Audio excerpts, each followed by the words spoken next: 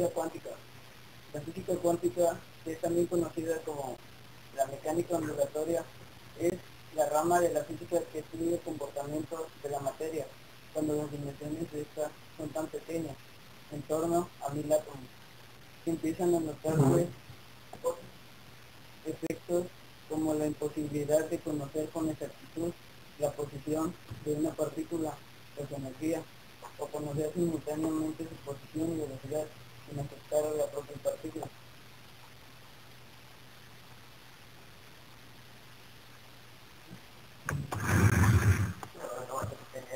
Como que se puede cortarlo, no puede cortar. La radiación del cuerpo negro. Consideremos una cavidad cuyas paredes están en cierta temperatura. Los átomos que componen las paredes están emitiendo radiación electromagnética y al mismo tiempo absorben la radiación emitida por otros átomos de las paredes. Cuando la radiación encerrada dentro de la cavidad alcanza el equilibrio con los átomos de las paredes, la cantidad de energía que emiten los átomos en unidad de tiempo es igual a la que absorben. En consecuencia, la densidad de energía del campo electromagnético existente en la cavidad es constante. A cada frecuencia corresponde una densidad de energía que depende solamente de la temperatura de las paredes y es independiente del material del que están hechos. Por ejemplo, si se abre un pequeño agujero en el recipiente, parte de la radiación escapa y se puede analizar. El agujero se ve muy brillante cuando el cuerpo está a alta temperatura y se ve completamente negro a baja temperatura. Históricamente, el nacimiento de la mecánica cuántica se sitúa en el momento en que Max Planck explica el mecanismo que hace que los átomos radiantes produzcan distribución de la energía observada.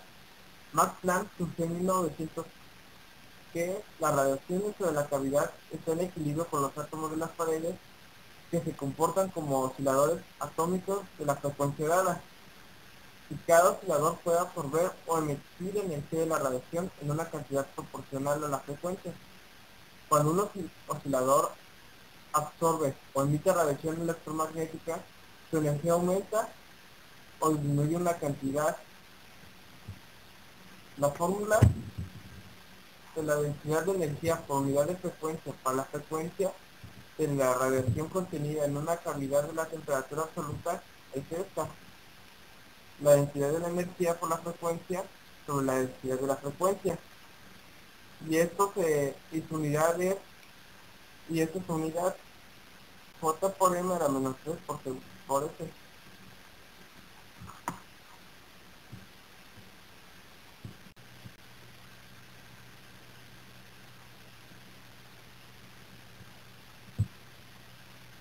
Ahora vamos a hablar sobre el efecto fotoeléctrico.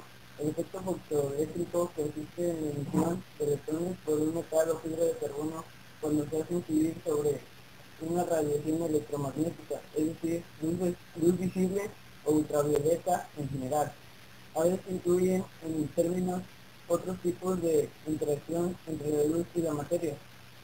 Uno puede ser la fotoconductividad, que es el aumento de la conductividad eléctrica de la materia, o el diodos provocada por la luz descubierta por Willoughby Smith en el selenio hacia la mitad del siglo XIX.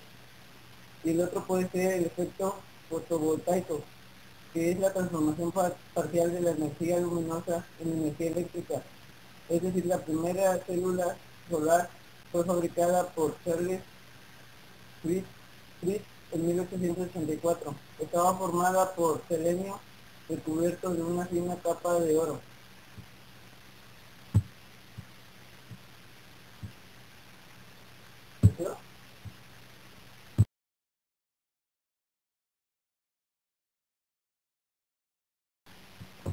Los rayos X.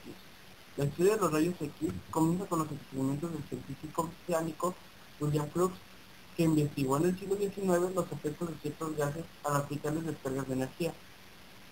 Estos experimentos se desarrollaban en un tubo vacío y electrodos para generar corrientes de alto voltaje. Él lo llamó el tubo de Crookes, pues también este tubo, al estar cerca de placas fotográficas, generaba en mismas algunas imágenes borrosas. Desde el descubrimiento Crookes no se continuó investigando este efecto. Es así como Nikola Tesla En 1887 comenzó a estudiar este efecto creado por medio de los tubos de Crookes.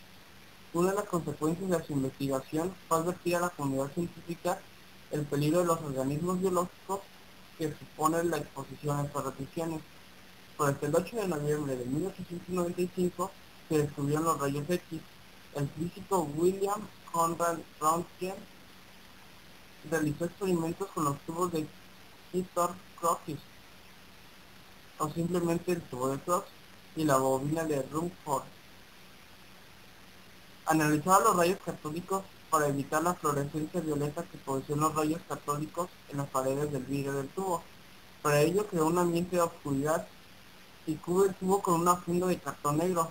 Al conectar su equipo por última vez, llegada la noche, se sorprendió al ver el débil resplandor amarilloso, verdoso, a lo lejos, sobre un banco aproximado. Había un pequeño cartón con una solución de cristales de platino, cianuro de vanadio, en el que observó el oscurecimiento al pegar el tubo. Al encender de nuevo el tubo, el resplandor se producía nuevamente. Retiró más lejos la solución de cristales y comprobó que la fluorescencia se seguía produciendo. Así se repitió el experimento y determinó que los rayos creaban una radiación muy penetrante, pero invisible. Observó que los rayos atravesaban grandes capas de papel e incluso metales menos densos que el plomo. En las 7 semanas siguientes estudió con gran rigor las características propiedades de estos nuevos y desconocidos rayos. Pensó fotografiar este fenómeno y entonces fue cuando hizo un nuevo descubrimiento. Las placas fotográficas que tenía en su casa estaban veladas. Incidió la acción de estos rayos sobre la emulsión fotográfica y se dedicó a comprobarlo. Colocó una caja de madera con unas piezas sobre una placa fotográfica y el resultado fue sorprendente. El rayo atravesaba la madera e impresionaba la imagen de las piezas en la fotografía. Hizo varios experimentos con objetos como una brújula y el cañón de una escopeta para comprobar la distancia y el alcance de los rayos. Pasó al cuarto de al lado, cerró la puerta y colocó la placa fotográfica. Obtuvo la imagen de la moldura, el gozne de la puerta e incluso los trazos de la pintura que la cubría. Un año después, ninguna de sus investigaciones había sido considerada como casual. El 22 de diciembre, un día memorable, se decide a practicar la primera prueba con humanos. Puesto que no podía manejar al mismo tiempo su carrete, la placa fotográfica de cristal y exponer su mano en los rayos, le pidió a su esposa que colocase la mano sobre la placa durante unos 15 minutos. Al revelar la placa de cristal, apareció una imagen histórica de la ciencia, los huesos de la mano de Berta, con el anillo flotando sobre estos. La primera imagen radiográfica del cuerpo humano. Así nace la rama de la medicina, la radiología.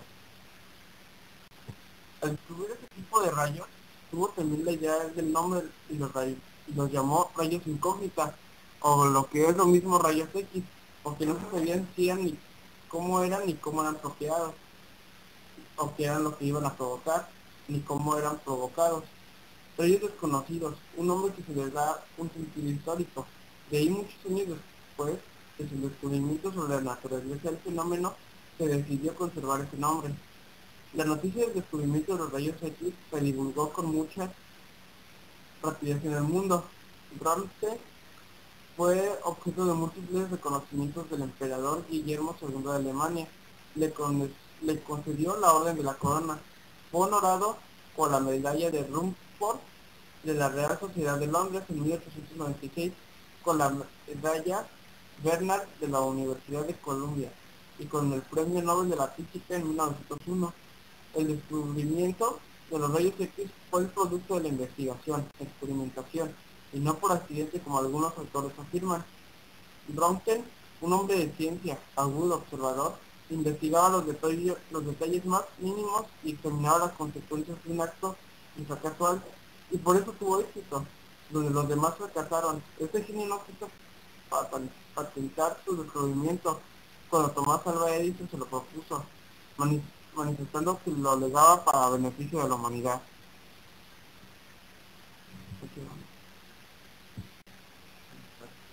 Enseguida elaboré el modelo atómico de Bohr.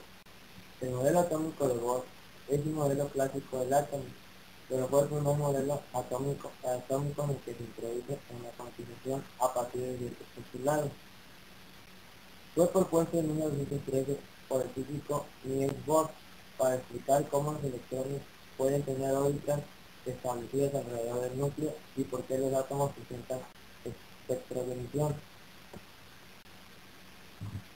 Bohr intentaba realizar un modelo atómico capaz de explicar la estabilidad de la materia y los efectos de emisión y absorción discretos que se observan en los gases. Él describió el átomo de hidrógeno con un protón en el núcleo y girando a su alrededor un electrón. El modelo atómico de Bohr partía conceptualmente del modelo atómico de Rutherford y de las incipientes ideas sobre cuantización que habían surgido unos años antes de las investigaciones de Max Planck y Albert Einstein. Debido a su simplicidad, el modelo de Bohr es todavía utilizado frecuentemente como una simplificación de la estructura de la materia.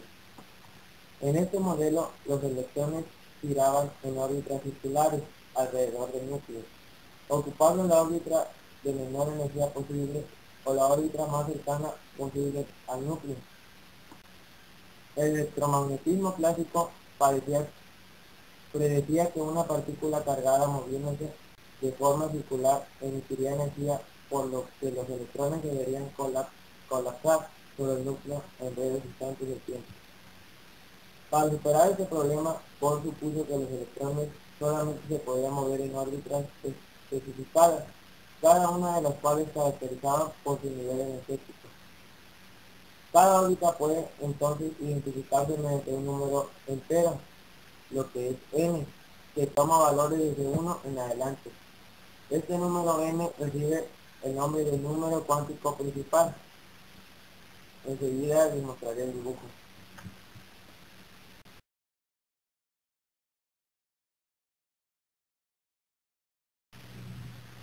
A lo largo de este tema, revisamos los fenómenos experimentos que se realizaban a principios del siglo XX y que dieron origen a la física cuántica. La radiación del cuerpo negro, el efecto fotoeléctrico y el origen de los rayos X no nos pudieron explicar adecuadamente a partir de los conceptos y leyes de la mecánica clásica, pues los resultados experimentales no coincidían con las predicciones de las teorías respectivas. Así que los científicos de la época se dieron a la tarea de construir una nueva teoría capaz de dar respuesta a las interrogantes que planteaban los resultados experimentales. Un elemento importante en el desarrollo de las nuevas teorías fue el modelo cuántico del átomo que propuso Bohr, basado en el descubrimiento de Rutherford que los átomos tienen un núcleo con cierta masa y cargado positivamente con los electrones girando a su alrededor. Bohr estableció que el movimiento de los electrones y la luz están cuantificados, es decir, la transición de un electrón desde un nivel cuántico a otro más bajo producirá la emisión de un cuanto de luz. Finalmente, se hizo un acercamiento a la concepción dual de la luz. Tiene características de onda y de partículas.